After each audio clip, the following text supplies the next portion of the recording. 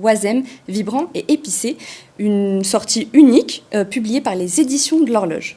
J'imagine que c'est un énorme événement pour une petite maison d'édition comme les éditions de l'Horloge. Exactement, c'est vraiment un grand accomplissement pour nous, une grande fierté, une grande réussite si on peut dire même. Ça s'est fait en plusieurs étapes. On a d'abord écumé toutes les archives de Lille et aux alentours, aussi bien les archives écrites que iconographiques que même vidéo.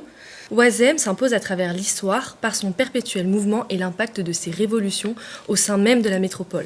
Quartier emblématique de Lille, autrefois petit village rural et aujourd'hui cœur battant de la ville, son nom signifiant village des marais remonte à l'époque médiévale.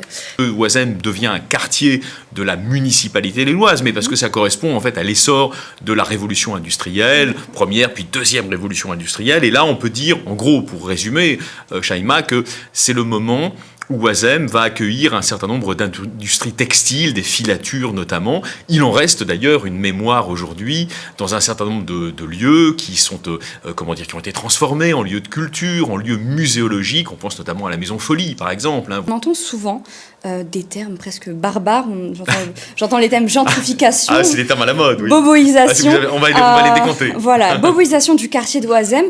Est-ce que ça représente réellement est-ce que c'est une réalité dans le quartier d'Oisem ? Alors, c'est le sceau lillois, en quelque sorte. Oui, c'est au lieu... Alors, Nicolas, tu es libraire au Bateau Livre, presque la librairie du quartier d'Oisem, en tout cas de ses alentours. En général, quand on cherche une librairie à Oisem, c'est le Bateau Livre qui revient en premier. On organise énormément de rencontres et de dédicaces sur différents sujets, notamment des sujets qui sont sociaux et qui ont trait au côté cosmopolite du quartier. Et du coup, forcément, on a des sujets qui intéressent aussi les gens du quartier.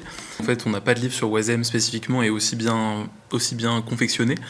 Et du coup, c'était l'occasion, dès que les gens le voyaient, ils étaient vraiment là, « Oh, trop bien, un livre sur Oisem », ils le feuilletaient automatiquement.